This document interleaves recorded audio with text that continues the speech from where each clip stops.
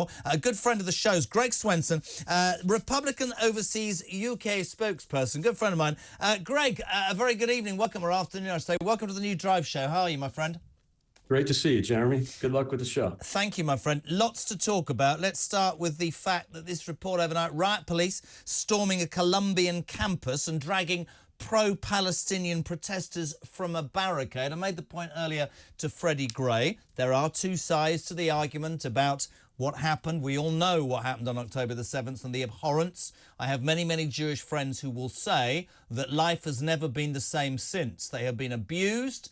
They have been treated appallingly. The other side of the argument is that there are many people who are against what's happening in Gaza. They're calm and they're considered, and that's their opinion. However, in my opinion, whether it's people on campuses, students who think they know the world, or the professional mob, this argument seems to be hijacked, and now it's infiltrating US universities. What are your thoughts, Greg?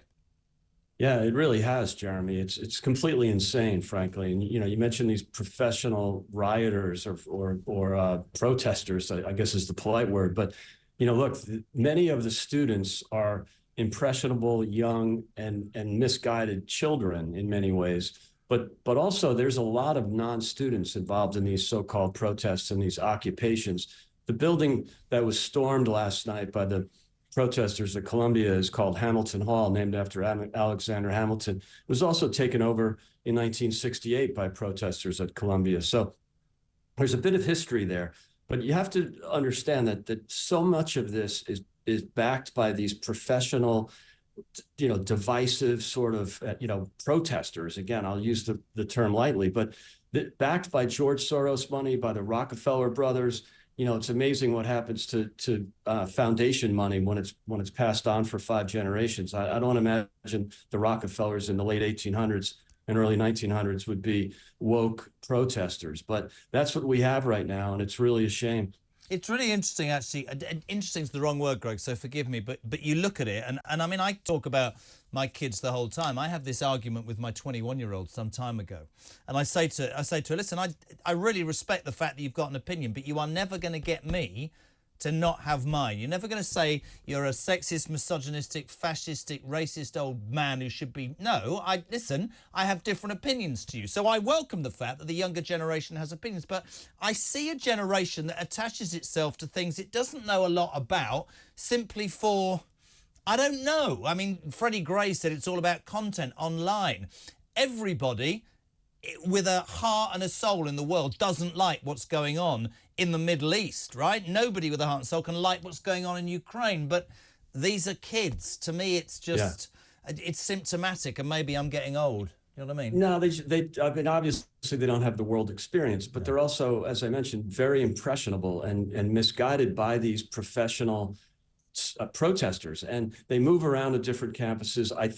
I'm quite sure we'll see them at the Democratic National Convention in Chicago this summer. And I'm really worried about it, because that's a town, a sanctuary city that's embraced the anti-police movement, the defund the police movement, and the anti-bail movement. So in other words, they don't prosecute criminals in Chicago or New York. So it's not a good choice by the Democrats for the DNC. And you'll see the same protesters, many of whom that were arrested last night at Columbia for good reason, will probably be on the street today. So, but I do have some good news, Jeremy. This is really a case where these super elite institutions in the Ivy League that have not really been organized and not had the revolt by the donor class, they have not responded yet. But you'll notice that Harvard and the University of Pennsylvania have not had any problems lately. That's because the donors pulled back their checkbook. I and my friends are doing the same at Northwestern University, where I'll be this weekend for my reunion, because we're not going to contribute to a school that appeases and accommodates these pro-Hamas protesters. And that's the point that I want to say to these kids, right?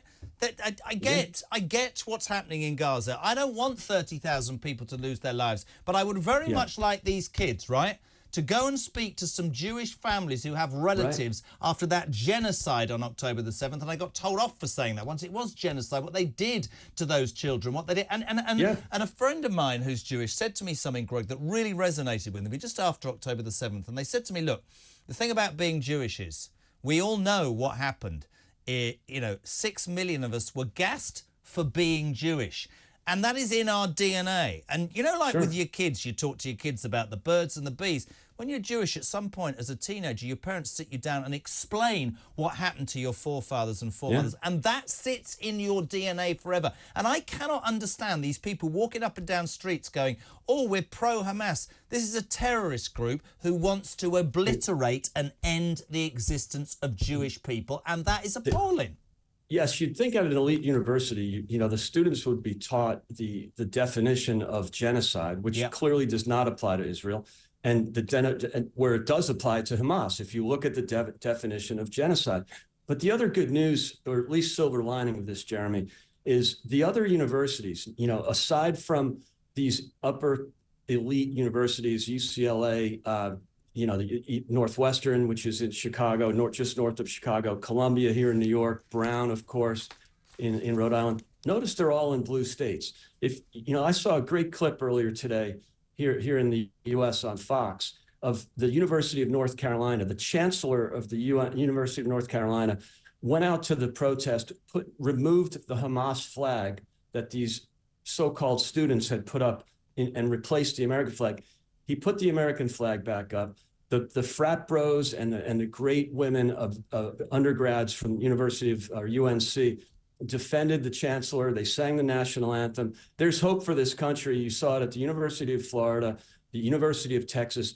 Those states did not tolerate lawlessness.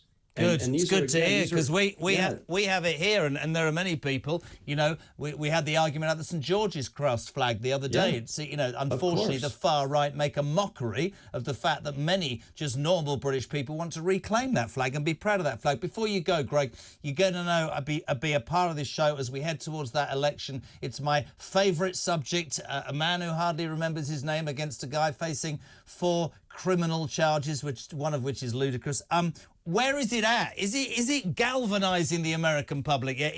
We read that Biden's making strides, man. How does that happen?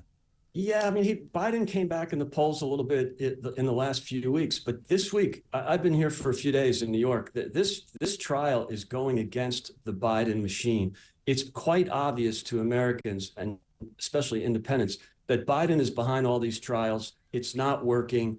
Even if there's a conviction, it will just demonstrate that the prosecutor doesn't really care about the law. But he got the right judge, and he's got a very hostile jury. Can I also, without people accusing me of being pro-Donald Trump, can we just repeat something?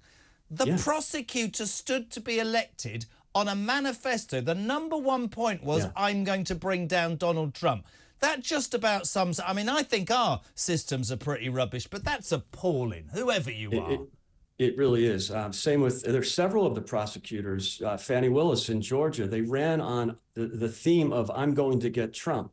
The judge, Juan Marchand, his daughter, he's a blatant Democrat progressive. He's donated to the Democrats and to Biden. His daughter has made a fortune working for progressive causes.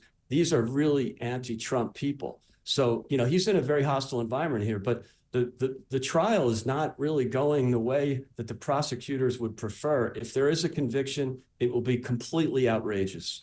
Greg Swenson, really, really great to have you on live from New York City. Thank you, my friend. Republicans Overseas UK spokesperson.